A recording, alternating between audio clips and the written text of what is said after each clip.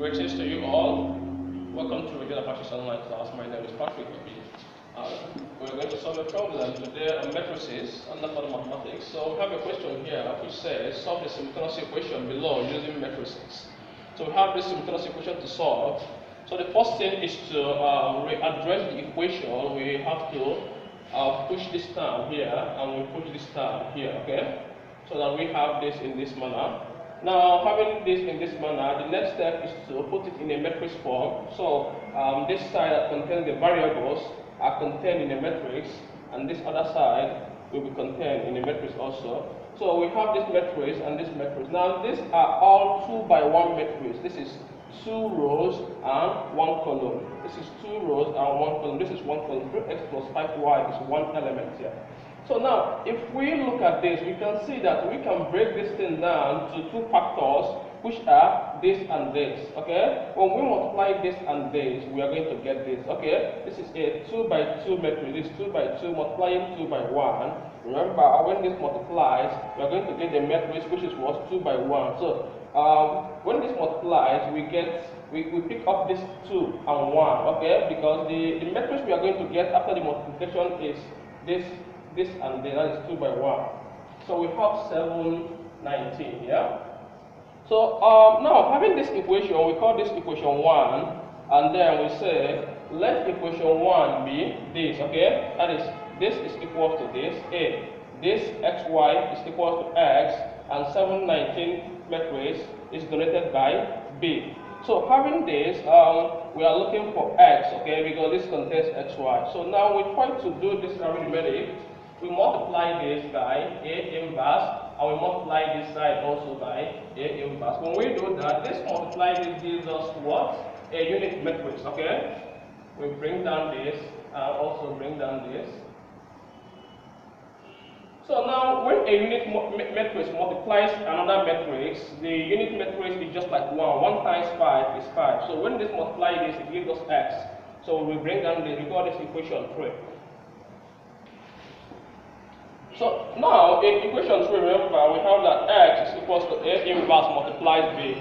Now, A inverse is given by what? Adjoint A all over determinant of A, where adjoint A is defined by what? Cofactor of A, you find the transpose, or we say the transpose of the cofactor matrix. So now, let us find the adjoint matrix, okay? First, we have to find the cofactor matrix. Finding the cofactor matrix of A is simple. I think I've taught that in my former classes. So the cofactor of A is given by this matrix, minus 3, minus 4, minus 5, 3. Okay, remember, cofactor is the sign minor, okay? After finding the minor, you put the respective signs there. That is when you get the cofactor matrix. So now this is the cofactor matrix. So we have to transpose it. This means transpose this matrix. So when we transpose this matrix, we have this. Okay, remember, transpose is to what? Interchange the rows and columns. So now the determinants A of the matrix, as simple as it is, we multiply the diagonal, the leading diagonal and the other diagonal, then we subtract them. So when we multiply the leading diagonal, it is 3 times minus. So as we said, when we multiply the leading diagonal, we have 3 and minus 3, which gives us what? Minus what? 9. And when we multiply the other diagonal, which is 4 and 5, we have what? Minus 20, so this gives us minus 29. Now our determinants, the determinant of A is minus 29. So now when we take the determinant of A and the adjoint A, that is this and this, and put them into this equation, we have this, okay? Because when we divide everything in this equation by minus 29, we are going to have this, which is our A inverse. Now we have our A inverse. We can now go ahead to substitute this A inverse, which is equation 3, in equation 2. Remember, equation 2 is this equation, x equals to A inverse of B. So now this implies x equals to our A inverse is this, is it not? We put it here, and our B is 719. All right.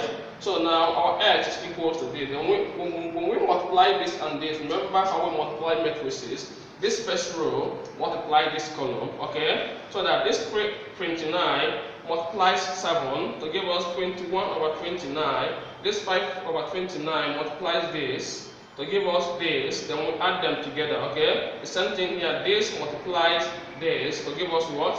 This, okay? Then we add them together. When you add this together, we have 4 here. When you add this together, you have -1 here. So now this x is equals to 2 by 1 matrix. Remember our x, you can recall that we said x is equals to xy, isn't it? So when we equate this and this, x is equals to 4 and y is equals to -1. So this is the answer of the equation. You can also still check it. Thank you.